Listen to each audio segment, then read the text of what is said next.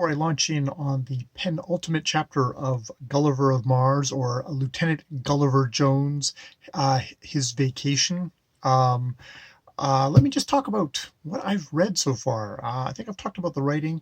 I have to say I'm really struck by all the similarities with the Princess of Mars, in that Gulliver Jones has taken a voyage down a river where the Martians send their dead.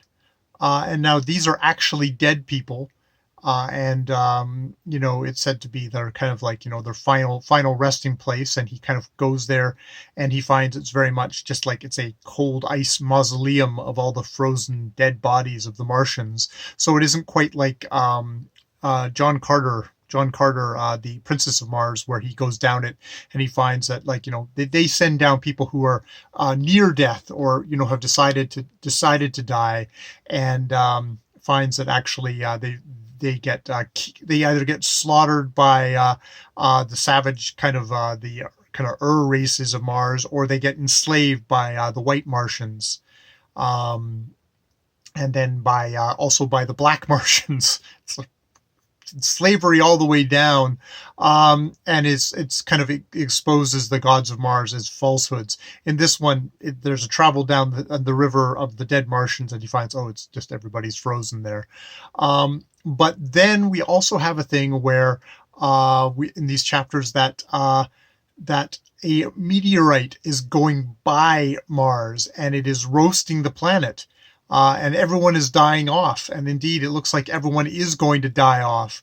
And everyone's like expiring. And like, you have all the wild beasts have basically come down to be with the Martians and be with Gulliver Jones in this final death dying off. And everyone's like prostrate and just kind of which at the very end of Princess of Mars, it's a different mechanism where the air supply is shut off because they have these big machines that turn off the air supply. There's been some problem with it, and everyone is expiring. Everyone is fainting away. Now, in that story, John Carter kind of suddenly realizes, I know how to get in. I remember that this thing that, when you're reading the story, you go, why doesn't he do this? And it's like, well, apparently he needed everyone to almost die before he would remember this. You'd think he'd be more motivated than just a reader, or maybe a reader's just got a clearer memory of stuff because we're the readers.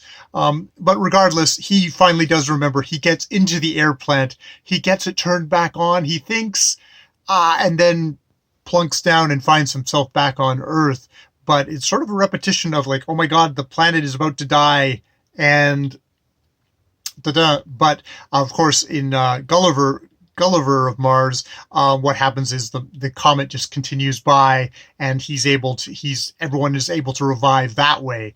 It's just sort of a natural event. It's kind of a good example of kind of pulp fiction thing of like the hero saves the day, whereas in this one, it's Gulliver Jones. It's like, no, the hero kind of just survives. He brings water to Haru.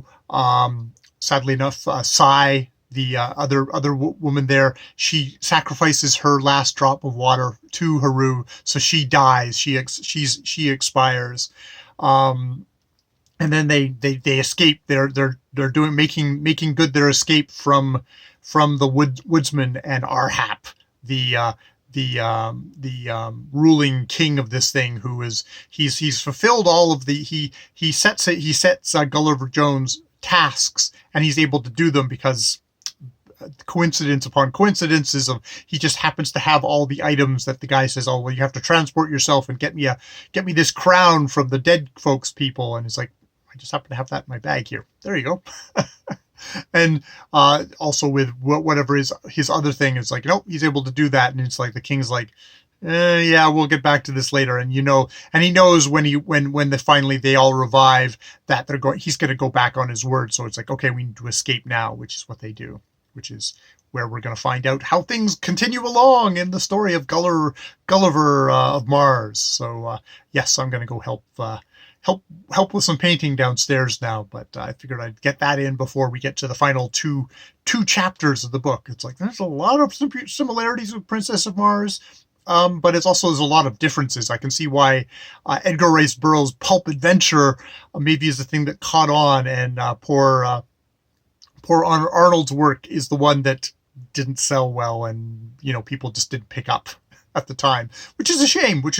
I'm finding I'm really enjoying it, regardless if it doesn't have the pulp drive of Edgar Rice Burroughs. All right, more videos later.